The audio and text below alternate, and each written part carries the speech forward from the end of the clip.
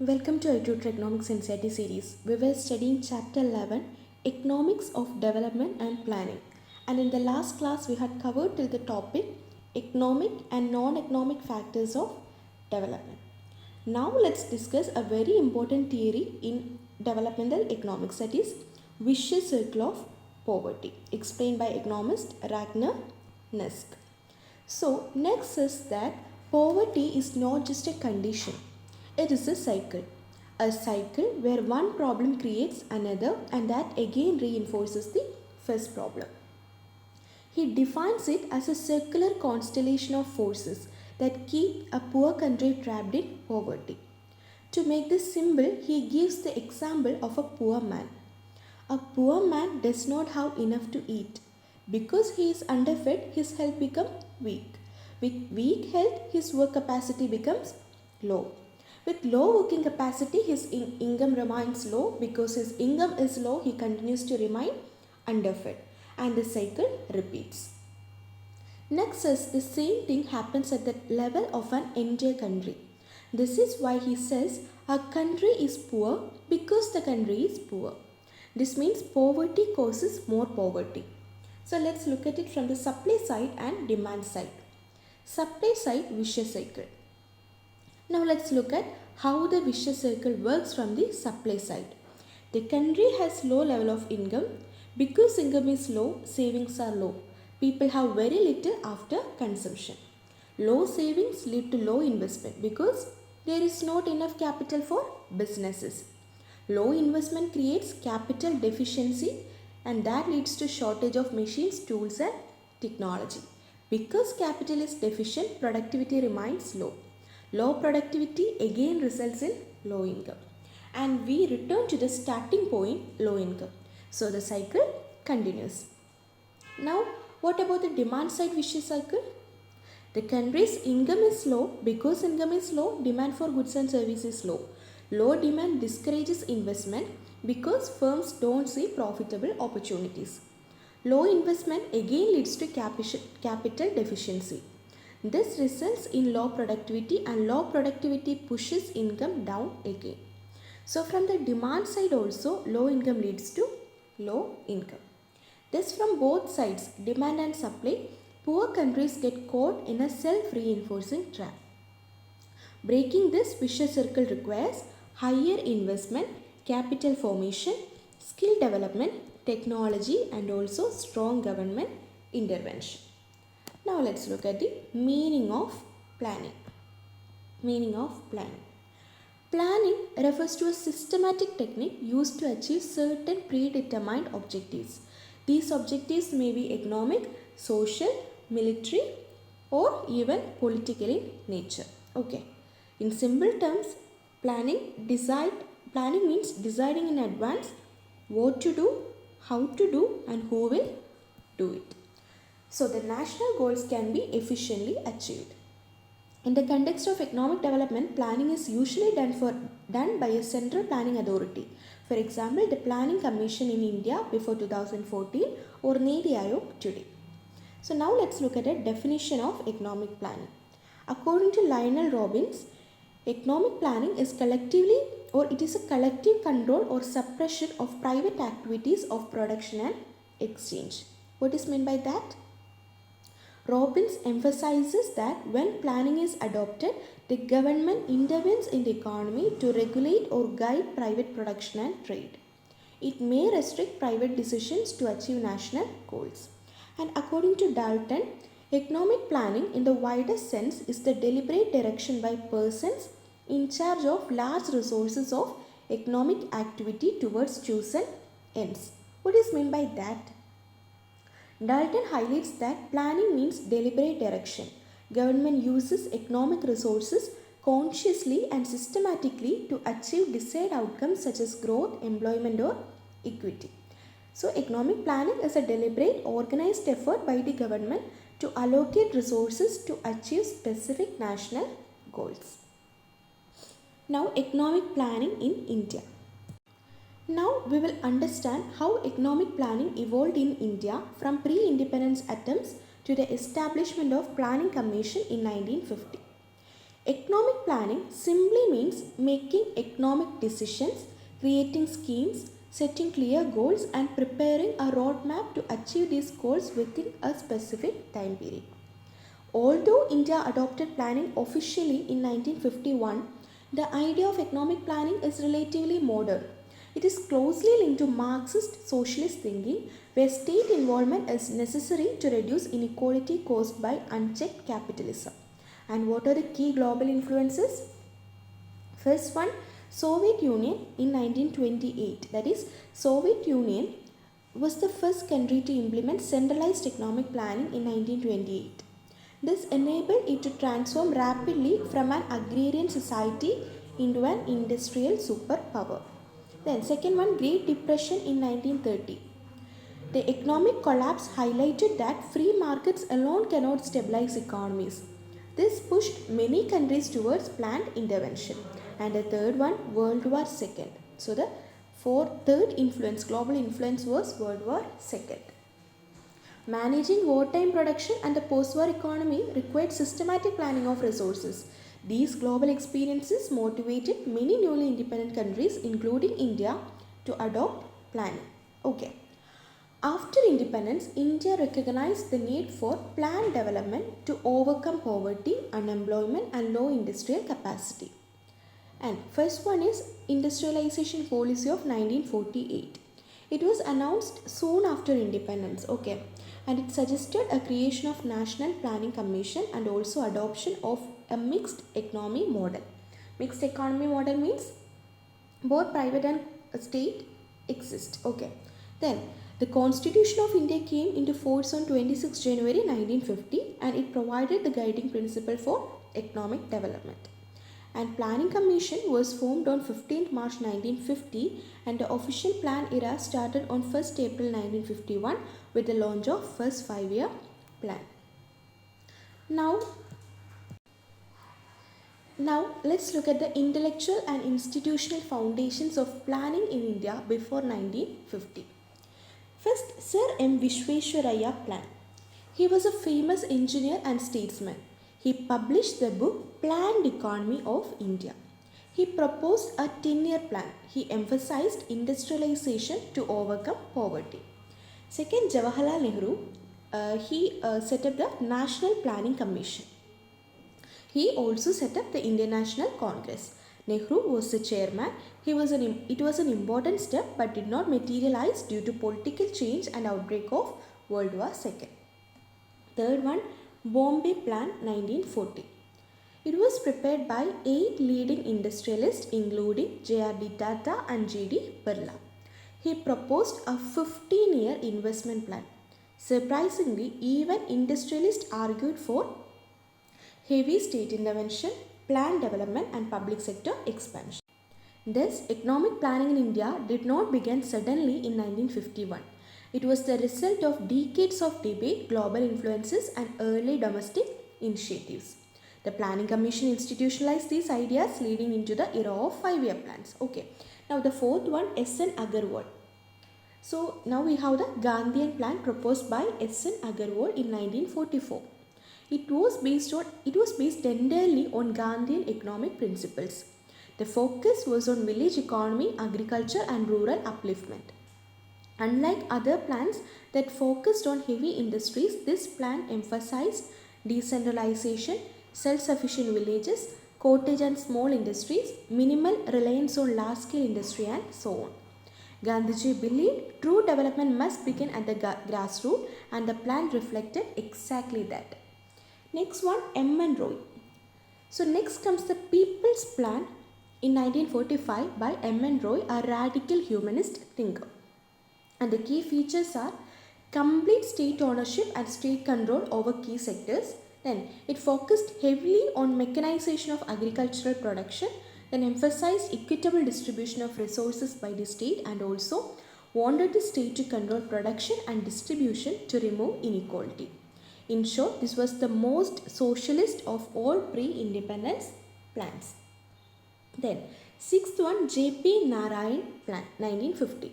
It is also called Sarvodaya Plan. So, he proposed the Sarvodaya Plan. It was inspired by the Gandhian philosophy and also influenced by Vinova Bhave's Bhudan movement. Bhudan movement, okay. This is Vinoda Bhave's Bhudan movement. So it emphasized agriculture, small and cottage industries, cooperative ownership, village-based development and also welfare of all. The term Sarvodaya means rise of all. Therefore, this plan combines Gandhian ideals with the practical approaches for rural reconstruction. After considering all these various plans, Vishwesvaraya plan, NBC, Bombay plan, Gandhian plan, People's plan and also Sarvodaya plan, the government of India realized the need for a centralized planning authority. Thus in 1950, Planning Commission was established. Okay, Planning Commission was established. Jawaharlal Nehru became its first chairman and its main task was to formulate 5-year plans to guide India's economic development. From 1st April 1951, the first 5-year plan was launched, marking the official beginning of planned development in India. Now let us understand why planning is considered necessary, especially for underdeveloped countries like India. The arguments in favor of planning are both economic and social. So the first one, to strengthen and accelerate the market mechanism. In underdeveloped countries, markets do not function efficiently. Why? Because people are often unaware of modern market practices. A large part of the economy is non-monetized and also product, factor, money and capital markets are poorly organized. Because of these imperfections, the invisible hand of the markets cannot deliver development. Hence, planning acts as a substitute for the free market by giving direction and stability. Second, to remove unemployment.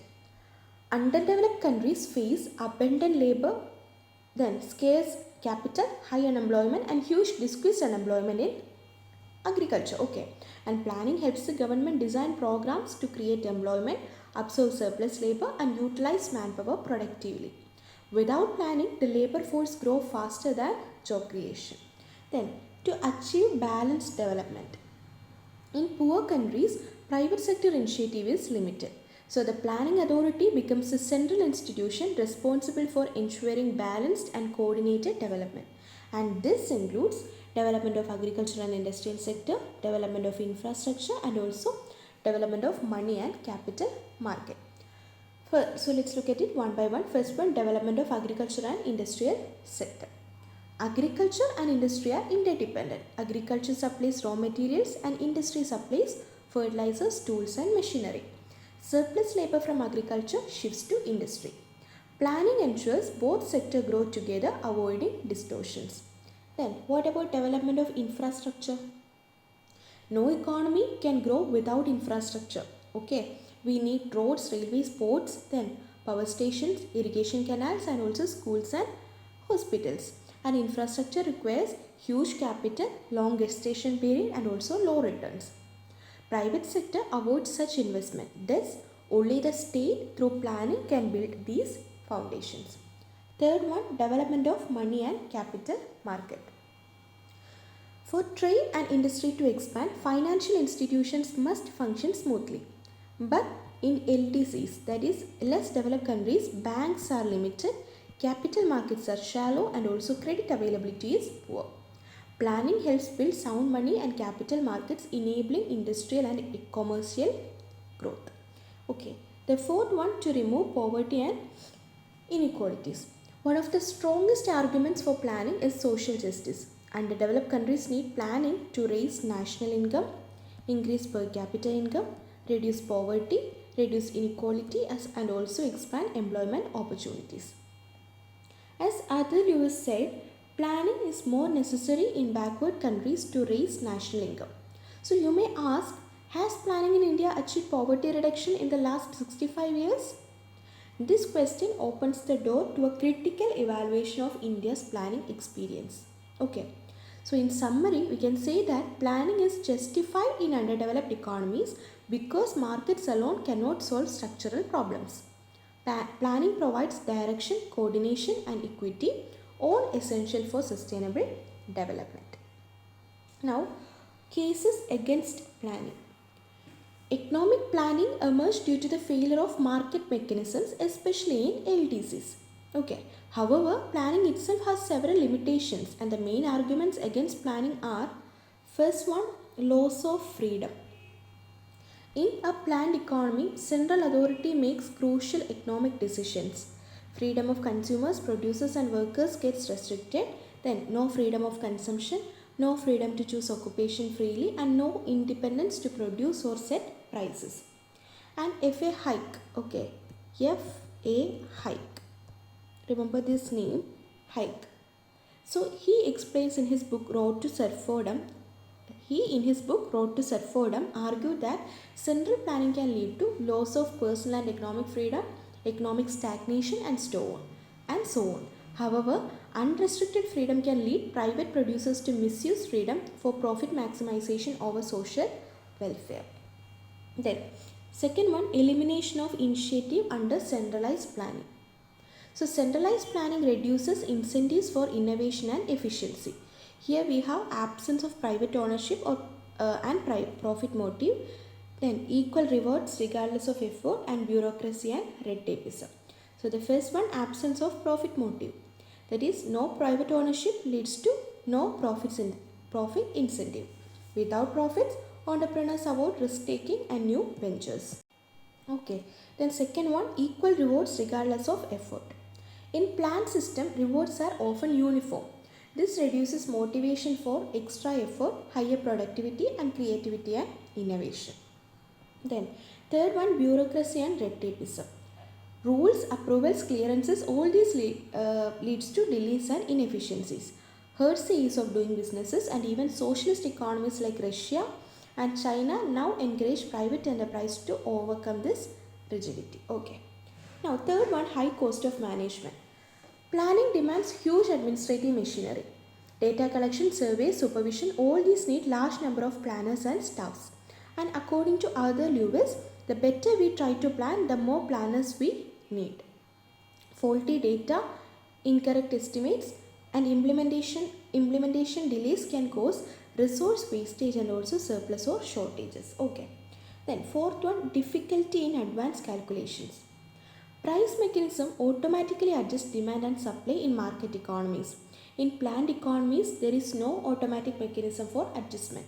It is hard to make accurate advanced calculation regarding production, consumption and resource allocation. And also miscalculation leads to excess demand and excess supply. Even capitalist economies face fluctuations, but markets adjust faster than planned systems. Therefore, most criticisms applies to centralized and totalitarian planning models. In modern democracies and mixed economies, planning by inducement, decentralized planning, role for both public and private sector, all these make planning more flexible and efficient. So the key issue is not planning with number of planning, but finding the right balance between market forces and state intervention for growth, stability and social justice. Now let's learn about economic planning. What is meant by economic planning? Economic planning is a systematic process in which a country sets certain development goals and tries to achieve them within a fixed period of time. So think of it like preparing a study plan before exams. You decide what you want to achieve and by when. Okay, now let's look at the difference between long-term planning. Let's look at different types of planning. Next one is long-term planning. So one important type is long-term planning. These plans usually cover 10 to 30 years.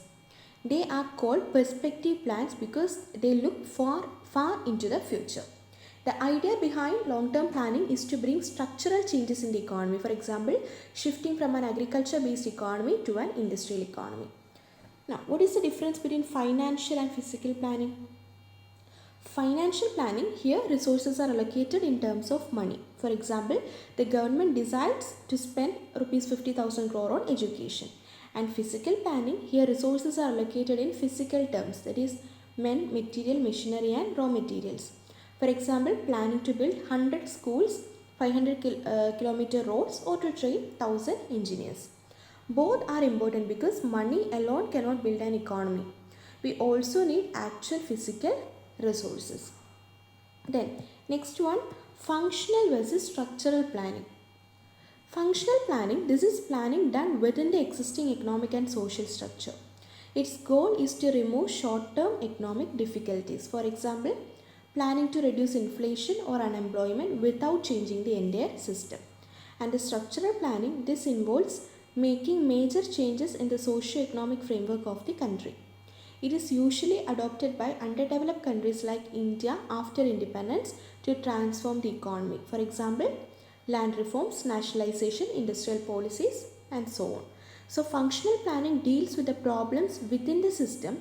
Functional planning deals with problems within the system, while structural planning aims to change the system. Next one, comprehensive versus partial planning. Finally, we have comprehensive and partial planning. Comprehensive planning focuses on the entire economy.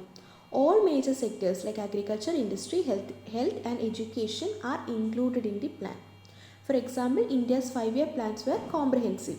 And what about partial planning? Only certain sectors are planned. For example, planning only for agriculture or only for transport. So comprehensive means whole economy and partial means selected sectors. So these are the major types of economic planning. Understanding these classifications help us see how different countries choose strategies depending on their needs, resources and stage of development. Okay. Now let's move to the next topic, that is NITI Aayog. NITI Aayog stands for National Institution for Transforming India. It was established on 1st January 2015 by a Union Cabinet resolution. NITI Aayog replaced the Planning Commission which existed since 1950. The change was made to shift from old style top-down planning to a more modern, flexible and cooperative system. So let's also remember, the Prime Minister is the chairman of NITI Aayog. Several union ministers are ex officio members. The vice chairman is the functional head, and the first vice chairman was Arvind Panagaria. Remember these points. Now let me ask you, why was NITI Aayog created? We know the Planning Commission followed a centralized top-down planning model. But India needed something more dynamic, something that worked with the state, not just over them. So NITI Aayog was designed as a policy think tank, a body that gives ideas, strategies and long-term visions instead of strict plans. Okay. Now, functions of NITI Aayog. Let's go through them one by one. First one, cooperative and competitive federalism. NITI Aayog encourages states to work cooperatively with the center but also competitively with each other. Cooperation means state work with the center to frame policies, and competition means healthy competition among states to perform better in development indicators. Second one, shared national agenda. NITI Aayog brings the center and states together to form a shared national vision. This means all states participate in deciding national priorities such as poverty reduction, infrastructure, health and education. Third one, decentralized planning. Unlike the Planning Commission which used a top-down approach, NITI Aayog promotes bottom-up planning. So decision making starts from village, then to district, then to state and also then to center. This ensures plans reflect real needs of the people. Fourth one, vision and scenario planning. NITI Aayog prepares medium and long-term strategies for India's future development like India at 75, Vision 2030 and so on. It also analyzes global changes and prepares India to face future challenges. Okay. Fifth one, network of expertise. NITI Aayog works like a hub of knowledge. It brings together experts from universities, industries, research institutions and even international bodies. The idea is to combine international government knowledge with external expertise to make better policies. Okay. Now, sixth one, harmonization. NITI Aayog works to ensure harmonization. That means smooth coordination among different layers of government. Very often, government programs involve multiple ministries, multiple sectors, center and state, overlapping responsibilities and so on. NITI Aayog brings everyone together through communication, coordination, collaboration and convergence, ensuring there are no conflicting actions. So this helps policies move forward without confusion. 7.1 Conflict resolution. Okay. Sometimes conflicts arise between ministries, between departments, between states, or even between center and state. Niti Aayog acts as a neutral platform where all parties can discuss issues and reach a mutual agreement. This ensures the speedy execution of government programs. For example, water sharing disputes between states or overlapping projects between two ministries. 8.1 Coordinating interface with the world. Niti Aayog also serves as India's interface with the international community. It acts as the nodal point to bring global knowledge to India, collaborate with international organizations, and attract global expertise and resources. This helps India adopt global best practices and stay updated with worldwide development. Okay. Then internal consultancy. Niti Aayog works as an internal consultant to the central and state government. This means it gives advice on policy formulation, program design, implementation strategy and evaluation. It helps improve the quality of government decisions by providing research-based insight. Okay. Then capacity building. One of the lesser known but very important function is capacity building. Niti Aayog helps government departments upgrade themselves by adopting new technologies, learning from global standards, improving managerial and technical skills, and so on. So this ensures the government machinery became more modern, efficient and capable. Okay. Then the 11.1 Monitoring and Evaluation. Niti Aayog also plays a key role in monitoring and evaluating government policies and programs. It checks how the programs are progressing, whether they are meeting targets, and what improvements are needed. This helps the government make policies more result-oriented and effective. So overall, Niti Aayog is like a bridge connecting the center, state, experts and even the global community. Its focus is not on planning expenditure like the old planning commission, but on ideas, innovation, coordination and long-term vision. Okay. Look at this. Niti Aayog is based on 7 pillars of effective governance. What are they? Pro-people, proactive, participation, empowering, inclusion of all, equality and transparency. Remember this. Okay. Now let's look at some important initiatives and achievements of Niti Aayog. These examples help us understand how Niti Aayog works in real life, not just on paper. So the major initiatives are: first one, Atal Innovation Mission. This program promotes innovation, startups and entrepreneurial thinking, especially among students and young innovators. It has set up adult tinkering labs in school. Second one, Ayushman Bharat. It is a revolutionary health scheme aimed at providing health insurance and primary healthcare services to millions of families. Then, water conservation measures. Niti Aayog has helped design national level strategies for sustainable management of water resources, including the Composite Water Management Index. And the last one, National Medical Commission Bill.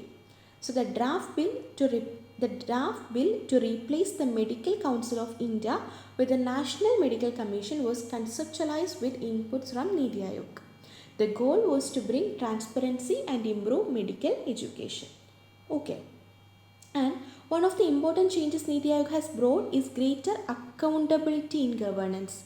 Niti Aayog has created a Development Monitoring and Evaluation Office. Okay.